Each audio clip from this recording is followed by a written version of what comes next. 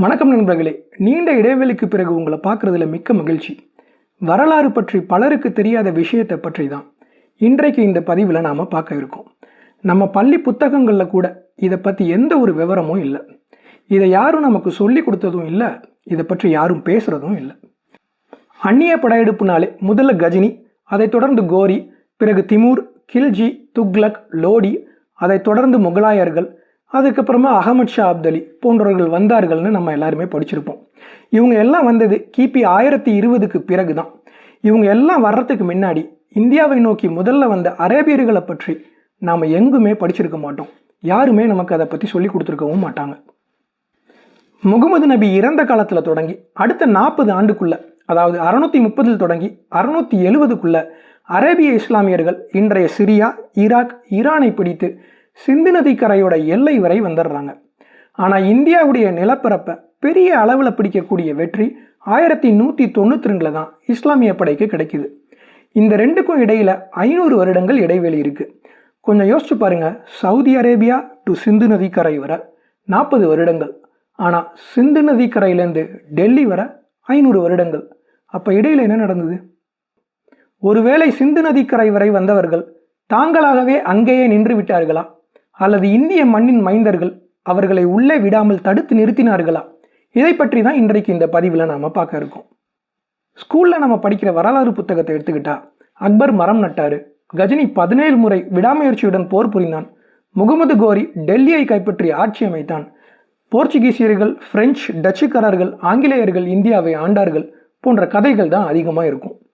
என்னமோ இங்கே இருந்த மன்னர்கள் யாருமே அந்நிய படையெடுப்பை எதிர்க்காதது போலவும், இந்தியா ஒரு திறந்தவெளி மைதானம் போல இருந்தது மாதிரியும், யார் வேணாலும் எப்போ வேணாலும் நினச்சப்பெல்லாம் இங்கே படையோடு வந்து ரொம்ப சுலபமாக கொள்ளையடிச்சிட்டு போகிற மாதிரியும், ரொம்ப ஈஸியாக ஆட்சியை பிடிக்கிற மாதிரியும் ஒரு தோற்றத்தை கொடுக்கும் நம்ம பள்ளிக்கூட பாட புத்தகம்.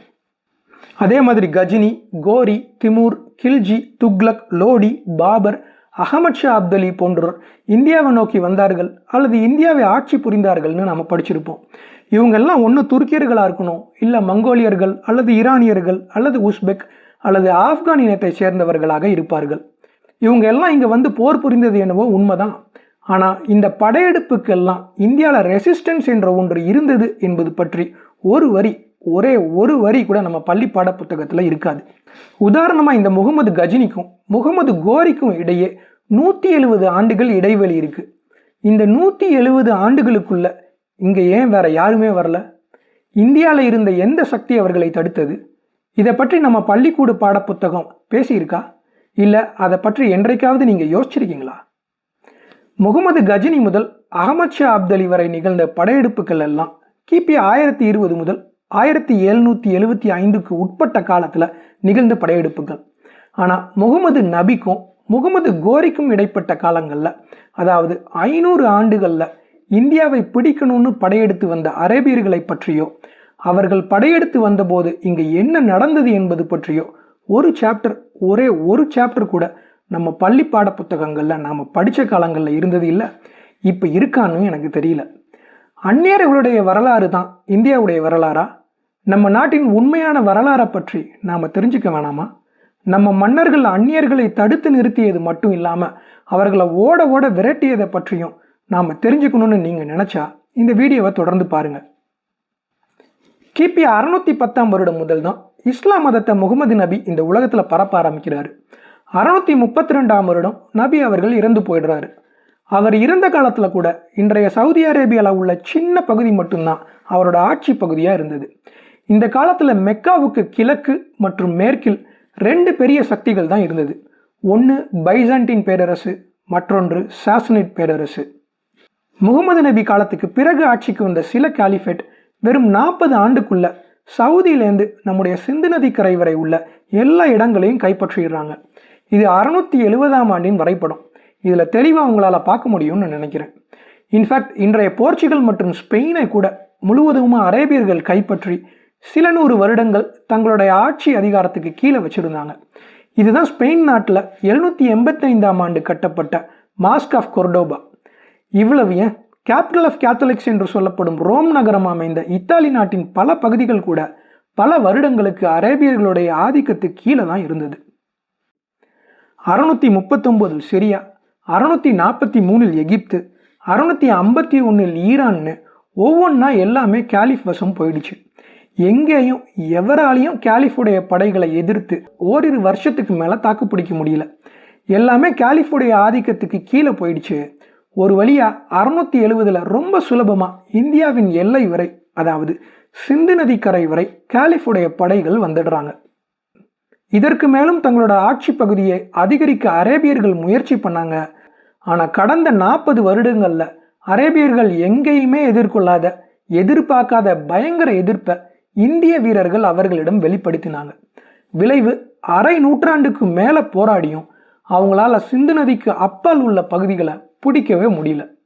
அரேபிய இஸ்லாமியர்கள் இந்தியா மீது ஓரிரு முறையல்ல 15 முறைக்கும் மேற்பட்ட அளவில் முயற்சி செஞ்சு ஒவ்வொரு முறையும் தோற்று போய் ஓடியிருக்காங்க. The Arab invasion of India ended in total failure. அதாவது இந்தியா மீதான அரபு படையெடுப்பு முழு தோல்வியில் முடிஞ்சு போச்சு. இதை பற்றி ஒவ்வொன்றா பார்க்கலாம். அதோடு சேர்த்து அந்த காலகட்டத்தை சேர்ந்த அரேபிய மற்றும் சீன வரலாறு ஆசிரியர்கள் என்ன பதிவு செஞ்சுருக்காங்கன்னு சுருக்கமாக பார்க்கலாம். 636ஆம் ஆண்டில் தான் இந்தியா மீது முதல் முறையாக அரேபியர்கள் படையெடுத்து வந்தாங்க. இன்றைய மும்பை பகுதிகளை கைப்பற்ற கடல் வழியாக வந்தாங்க. ஆனால் இந்திய மன்னர்களிடம் தோல்வியை தான் தழுவினார்கள். அடுத்ததா 643ஆம் ஆண்டில் இரண்டாவது முறையாக இன்றைய குஜராத்தில் உள்ள பரூச் என்ற இடத்தை கைப்பற்ற மீண்டும் கடல் வழியாக அரேபியர்கள் வந்தாங்க. ஆனால் இந்த முறையும் அவர்கள் தோற்கடிக்கப்பட்டார்கள். அடுத்ததா 643ஆம் ஆண்டில் மூன்றாவது முறையாக இன்றைய கராச்சியை நோக்கி வந்த அரேபியர்கள் மீண்டும் இந்தியர்களால் தோற்கடிக்கப்பட்டார்கள். இதில் அரேபிய படைத்தலைவரான அல் முகிரா கொல்லப்பட்டார். முகிராவுடைய இறப்பு செய்தி காலிஃப் உமருடைய காதுக்கு போன போது உமர் ஒரு பெரும் படையை தரை வழியாக அனுப்ப முடிவு செஞ்சார். ஆனால் அப்போ ஈராக் ஆளுநராக இருந்த அபு மூசா என்பவர் உமருக்கு கடிதம் மூலமாக ஹிந்த் என்று அழைக்கப்படும் இந்தியாவை மறக்க சொன்னார். அவர் ஏன் அப்படி சொல்லியிருப்பார் என்பதை உங்களோட ஆராய்ச்சிக்கே நான் விட்டுடுறேன். அடுத்ததா 655ஆம் ஆண்டில் அடுத்த காலிஃபா பொறுப்பேற்ற உத்மன் 4வது முறையாக அப்துல்லா என்பவரை கராச்சியை நோக்கி அனுப்பி வைக்கலான்னு நினச்சார். சரி, இத்தனை முறை நம்ம ஆளுங்க தொடர்ச்சியாக தோத்துக்கிட்டே இருக்காங்களே, அதனால அப்துல்லாவை அனுப்புறதுக்கு முன்னாடி இந்தியாவில் நிலவரம் எப்படி இருக்குன்னு தெரிஞ்சுக்கலான்னு முடிவு பண்ணார். அதுக்கு ஹக்கீம் என்பவரை வேவு பார்க்க இந்தியாவுக்கு அனுப்பி வச்சார். இங்கே வந்து ஹக்கீம் நிலவரத்தை பார்த்து, ஐயா காலிஃப், இங்கே உங்கள் படையெல்லாம் அனுப்பிடாதீங்க. நீங்கள் சின்ன படையை அனுப்புனா அதை இந்தியர்கள் சுலபமாக முடிச்சிடுவாங்க. பெரிய படையை அனுப்புனீங்கன்னா அவங்க பசியிலேயே செத்து போயிடுவாங்கன்னு கடிதம் மூலமாக ஹக்கீம் தெரிவித்தார். இந்த கடிதத்தை பார்த்து இந்தியா மேலே படையெடுக்கும் எண்ணத்தையே காலிஃப் உத்மன் அப்படியே கைவிட்டுட்டார். அடுத்ததாக காலிஃப் அலி ஆட்சி காலத்தில் 660ஆம் ஆண்டில் 5வது முறையாக அரேபியர்கள் இந்தியாவை கைப்பற்ற முயற்சி செஞ்சாங்க. இவ்வளவு நாள் கடல் வழியாகவே முயற்சி செஞ்சவங்க இந்த தடவை முதல் முறையாக தரை வழியாக இன்றைய குவெட்டா பகுதிக்கு ஹராஸ் என்பவர் தலைமையில் ஒரு பெரும் படையை அனுப்பிச்சார் காலிஃப் அலி. ஆனால் அவர்களுடைய போராத காலம் அரேபிய படை தோற்கடிக்கப்பட்டு ஹராஸ் உட்பட பலர் அதில் கொல்லப்பட்டாங்க. எஞ்சி இருந்த சொற்பமான அரேபியர்கள் காலிஃபிடம் போய் நடந்ததை சொன்னாங்க. அடுத்ததாக 661 முதல் 680 வரை மட்டும் 6 முறை குவெட்டா பகுதியை கைப்பற்ற அரேபியர்கள் முயற்சி செஞ்சாங்க. ஆனால் ஒவ்வொரு முறையும் அவர்கள் தோற்கடிக்கப்பட்டார்கள். ஸோ இதுவரை மொத்தமாக 11 தடவை முயற்சி எடுத்து ஒவ்வொரு முறையும் தோற்று போயிருக்காங்க. அடுத்ததாக 695ஆம் ஆண்டில் இந்த முறை இந்தியாவை எப்படியும் பிடிச்சே தீரணும்னு ஈராக் ஆளுநர் அல் ஹஜாஜ் ரொம்ப தீவிரமாக முயற்சி பண்ணார். அவர் கை வச்ச இடம் இன்றைய காபுல் மற்றும் ஜாபுல் பகுதிகள். ஆனால் அவரால் ஒரு ஆணியை கூட அசைக்க முடியல. நம்மக்கிட்ட தோற்று போய் ஈராக்கின் எல்லை வரைக்கே அல் ஹஜ் ஓடி போனார். அப்புறம் மீண்டும் 13வது முறையாக அதே அல் ஹஜ் இந்த முறை நமக்கு காபுலும் வேணாம் ஜாபுலும் வரான், நேராக கராச்சிக்கு போகிறோம், ராஜாவை தூக்குறோம், நம்ம ஆட்சியை பிடிக்கிறோன்னு கராச்சி பக்கம் வந்தார். ஆனால் அவருக்கு கட்டம் சரியில்லையோ என்னவோ தெரியல, இந்த முறையும் அரேபிய படை தோற்று போய் திரும்பி ஓடி போனார். பிறகு 14வது முறையாக 708ஆம் ஆண்டில் அதே அல் ஹஜ் காலிஃபின் ஒப்புதலோட உபைதுல்லா என்பவரை கராச்சியை நோக்கி அனுப்பி வச்சார். உபைதுல்லாவை இந்திய படை இல்லாமல் பண்ணிட்டாங்க, அவரையும் காலி பண்ணிட்டாங்க.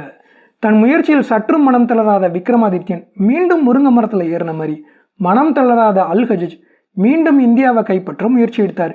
இந்த முறை புதில் என்பவரை கராச்சியை நோக்கி அனுப்பி வச்சார். ஆனால் புதில் வந்த வேகத்திலேயே போய் சேர்ந்தார். உடனே அல் ஹஜ் மேலும் படைகள் அனுப்புமாறு காலிஃபேட்க்கு கோரிக்கை வச்சார்.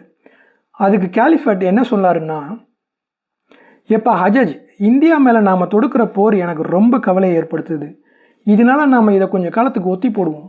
ஒவ்வொரு முறை இந்தியாவை நோக்கி நம்ம இராணுவம் போகும்போதெல்லாம் இந்த மாதிரி மிகப்பெரிய அளவில் இஸ்லாமியர்கள் இறந்து போகிறாங்கப்பா. இதனால இனிமேல் நம்ம இந்தியா மேலே போர் தொடுக்கிறதையே மறந்துடுவோம் அப்படின்னு ஹஜஜுக்கு பதில் அனுப்பினார் காலிஃபேட். உலகின் பெரும்பாலான நாடுகளை மிகவும் குறுகிய காலத்தில் அரேபியர்கள் கைப்பற்றினார்கள் என்று பரவலாக அறியப்பட்ட அந்த காலகட்டத்தில் இந்தியாவின் எல்லையோர பகுதிகளை கைப்பற்றுவதில் கூட அரேபியர்கள் நீண்ட காலத்துக்கு பேரழிவை தான் சந்திச்சாங்க.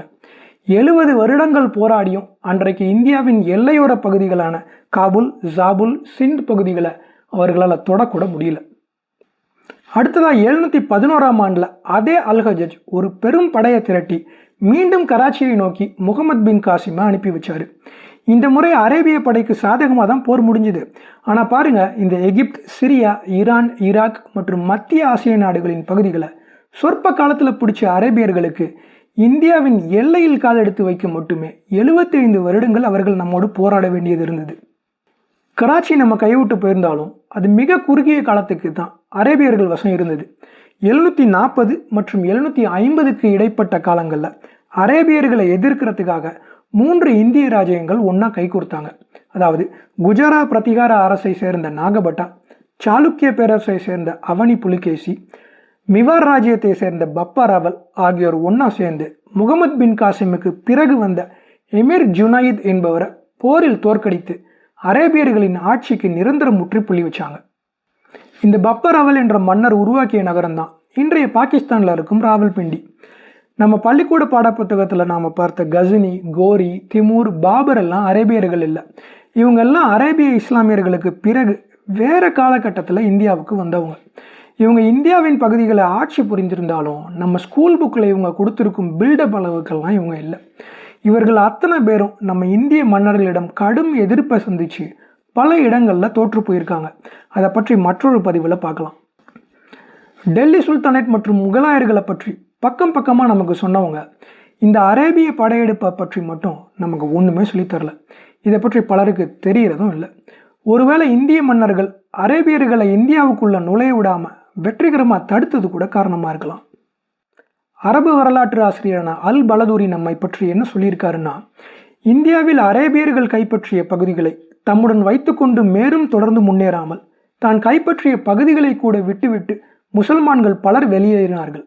கராச்சியில் வசிப்பவர்களை தவிர ஏனைய பகுதிகளில் உள்ள மக்கள் அனைவரும் உருவ வழிபாட்டிற்கு திரும்பினார்கள். உயிருக்கு பயந்து தப்பிச் செல்லும் முசல்மான்களுக்கு தப்பித்து செல்லக்கூட ஒரு புகலிட இடம் கூட கிடைக்கவில்லை. எனவே இந்தியாவின் எல்லையில் பாதுகாப்பான ஒரு இடத்தை தேடி அங்கு நகரம் அமைத்து முசல்மான்கள் புகலிடம் தேடிக்கொண்டனர் என்று அரபு வரலாற்று ஆசிரியர் அல் பலதூரி பதிவு செஞ்சிருக்கார். இங்கே முசல்மான்கள் அப்படின்னு அவர் சொல்றது அரேபியர்களைத்தான். அவர்கள் அமைத்ததாக சொல்லப்படும் நகரம் இன்றைய பாகிஸ்தானில் இருக்கும் மன்சூரா என்ற நகரம். அதோட இன்னொரு பெயர் பிரமணாபாத். அது மட்டும் இல்லாமல் ஓகாங் என்ற சீன யாத்ரிகர் 759ஆம் ஆண்டில் இந்தியாவுக்கு வந்து இங்கே 4 ஆண்டுகள் தங்கியிருந்தார். அவர் என்ன பதிவு செஞ்சிருக்காருன்னா, ஒருவேளை இந்தியா மட்டும் சாசனட் பேரரசை போல வீழ்ச்சியை சந்தித்திருந்தா இன்னைக்கு சீனாவும் இஸ்லாமிய தேசமாக இருந்திருக்கும் அப்படின்னு சொல்லியிருக்காரு. பதிவோட இறுதிக்கு வந்துட்டோம். இப்போ நீங்களே கொஞ்சம் யோசிச்சு பாருங்க, இந்தியாவுடைய வரலாறுனா வெறும் படையெடுப்பும் போரும் மட்டும்தானா? இந்த மண்ணில் தோன்றிய கலாச்சாரம், பழக்க வழக்கம், கட்டிடக்கலை, இயல், இசை, நடனம், நாடகம், காவியம், பண்பாடு, மக்களோட வாழ்க்கை முறைகள் இதெல்லாம் எப்படி தோன்றியது, எப்படி வளர்ந்தது, எப்படி மக்களை உயர்த்தியது என்பதை பற்றியெல்லாம் என்னைக்காவது நம்மளோட வரலாறு புத்தகம் நமக்கு சொல்லி கொடுத்துருக்கா?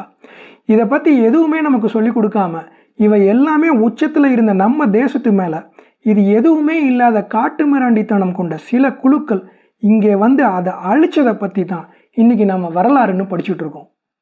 நம்ம தொன்மையான நாகரிகத்தின் வரலாறும் இந்திய மன்னர்களுடைய வீரம் குறித்த வரலாறை தெரிந்து கொள்வது தான் இந்திய வரலாறு என்ற நிலை போய் இன்னைக்கு பள்ளி புத்தகங்களில் இந்திய வரலாறு என்ற பேரில் நாம் துருக்கியர்களை பற்றியும், ஈரானியர்களை பற்றியும், உஸ்பெக், போர்ச்சுகீஸ், டச், பிரெஞ்சு மற்றும் ஆங்கிலேயர்களை பற்றி தான் படிச்சுட்டு இருக்கோம்.